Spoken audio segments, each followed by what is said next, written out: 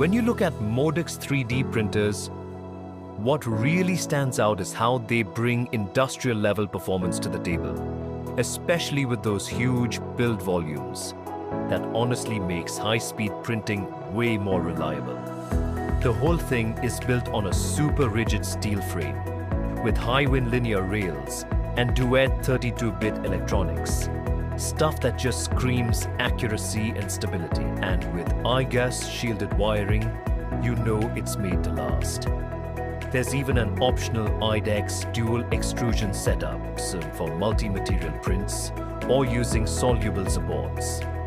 Little things like filament runout sensors, clog detection are lifesavers on those really long prints.